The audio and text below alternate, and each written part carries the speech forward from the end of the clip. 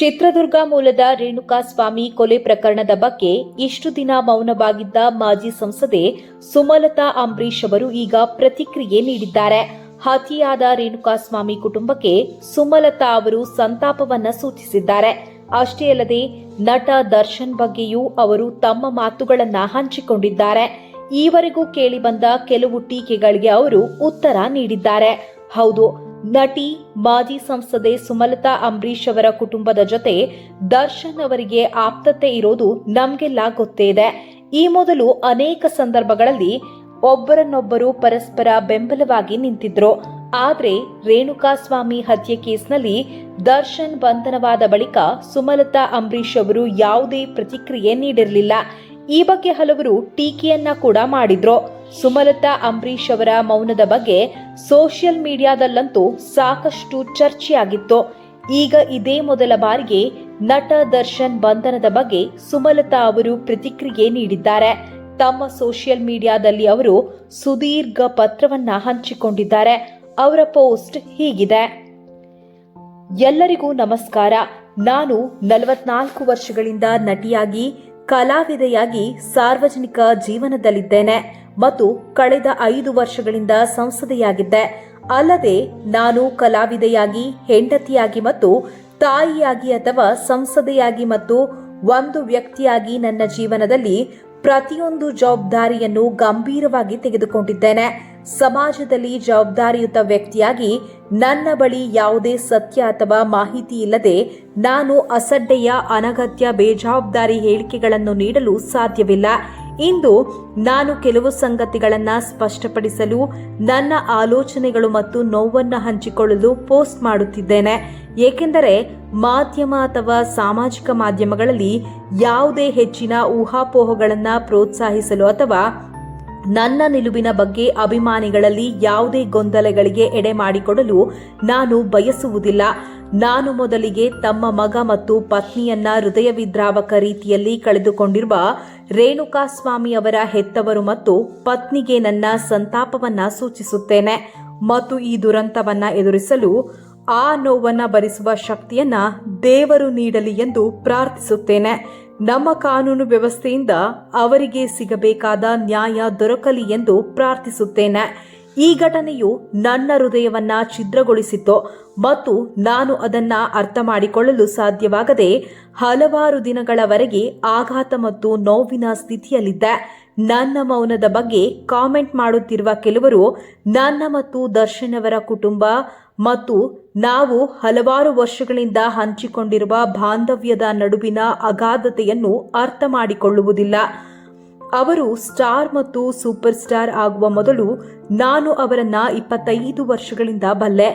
ಯಾವುದೇ ಸ್ಟಾರ್ಡಮ್ಗಿಂತ ಹೆಚ್ಚಾಗಿ ಅವರು ನನ್ನ ಕುಟುಂಬದ ಸದಸ್ಯ ಮತ್ತು ಯಾವಾಗಲೂ ನನಗೆ ಮಗನಂತೆ.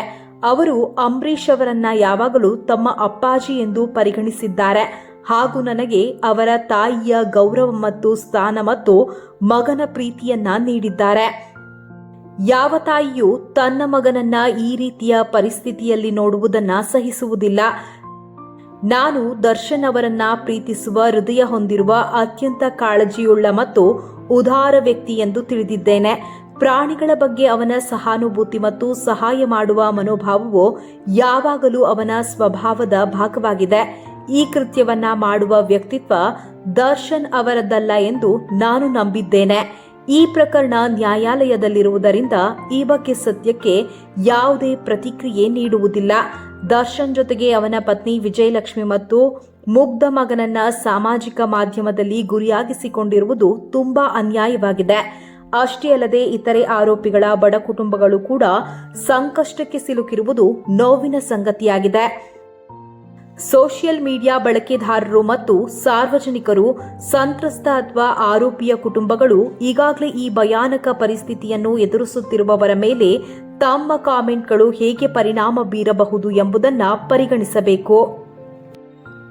ತನಿಖೆ ನಡೆಯುತ್ತಿದೆ ಮತ್ತು ಪೊಲೀಸರು ತಮ್ಮ ಕೆಲಸವನ್ನ ಮಾಡುತ್ತಿದ್ದಾರೆ. ನಮ್ಮ ನ್ಯಾಯ ವ್ಯವಸ್ಥೆಯಲ್ಲಿ ನನಗೆ ಅಪಾರ ನಂಬಿಕೆ ಇದೆ. ದರ್ಶನ್ ಈ ಪ್ರಕರಣದಲ್ಲಿ ಆರೋಪಿಯಾಗಿದ್ದು ಇನ್ನೂ ಯಾವುದೂ ಸಾಬೀತಾಗಿಲ್ಲ ಅಥವಾ ಶಿಕ್ಷೆಯಾಗಿಲ್ಲ. ಇದು ಕಾನೂನಿಗೆ ಬಿಟ್ಟದ್ದು. ಈ ಕುರಿತು ಈಗಾಗಲೇ ನಿರ್ಣಯಿಸುವುದು ಮತ್ತು ಶಿಕ್ಷೆ ವಿಧಿಸುವುದು ಬೇರೆ ಯಾರೂ ಅಲ್ಲ.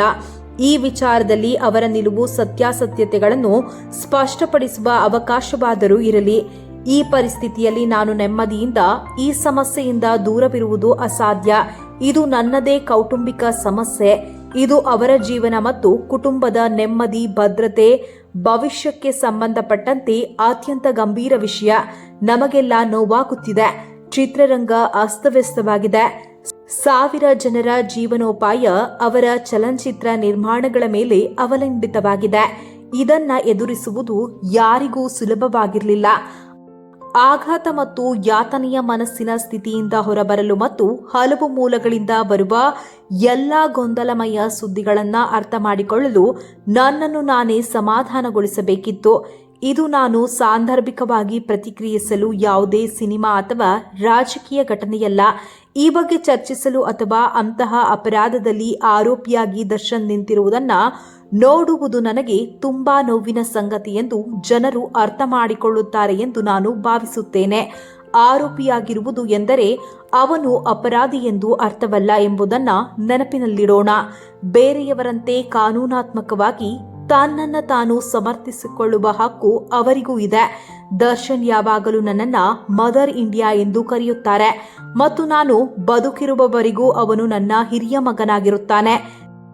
ನಮ್ಮ ಬಂಧ ಒಂದೇ ಮತ್ತು ಯಾವುದೂ ಅದನ್ನ ಬದಲಾಯಿಸಲು ಸಾಧ್ಯವಿಲ್ಲ. ಅವರ ತಾಯಿಯಾಗಿ ನಾನು ಸತ್ಯ ಹೊರಬರಲಿ, ಎಲ್ಲರಿಗೂ ನ್ಯಾಯ ಸಿಗಲಿ ಎಂದು ದೇವರಲ್ಲಿ ನಿರಂತರವಾಗಿ ಪ್ರಾರ್ಥಿಸುತ್ತಿದ್ದೇನೆ.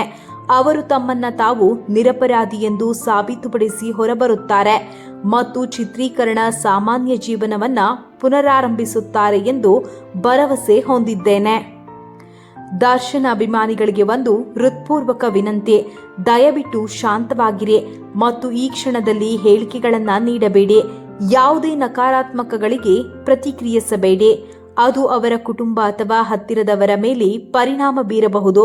ಇದು ಕೇವಲ ಕೆಟ್ಟ ಹಂತವಾಗಿದೆ, ಆದರೆ ಅವರಿಗೆ ನಮ್ಮೆಲ್ಲರ ನೈತಿಕ ಬೆಂಬಲದ ಅಗತ್ಯವಿದೆ. ಆದ್ದರಿಂದ ಎದೆಗುಂದಬೇಡಿ. ನಮ್ಮಲ್ಲಿ ಯಾರೂ ಕಾನೂನಿಗಿಂತ ಮೇಲಲ್ಲ ಮತ್ತು ನಾವು ಅದನ್ನ ಗೌರವಿಸಬೇಕು. ತಾಳ್ಮೆಯಿಂದ ಕಾಯಬೇಕು. ಒಳ್ಳೆಯ ಸಮಯ ಮರಳಲು ಪ್ರಾರ್ಥಿಸಬೇಕು. ನಮ್ಮ ಕಾನೂನು ವ್ಯವಸ್ಥೆಯ ಮೇಲೆ ನಂಬಿಕೆ ಇರಲಿ. ದೇವರಲ್ಲಿ ನಂಬಿಕೆ ಇರಲಿ. ಎಲ್ಲವೂ ಸರಿಯಾಗುತ್ತದೆ. ಸತ್ಯಮೇವ ಜಯತೆ ಎಂದು ಬರೆದುಕೊಂಡಿದ್ದಾರೆ. ಒಟ್ನಲ್ಲಿ ದರ್ಶನ್ ಪ್ರಕರಣದ ಬಳಿಕ ಇದೇ ಮೊದಲ ಬಾರಿಗೆ ಮಾಜಿ ಸಂಸದೆ ಸುಮಲತಾ ಅವರು ಪ್ರತಿಕ್ರಿಯೆ ನೀಡಿದ್ದಾರೆ.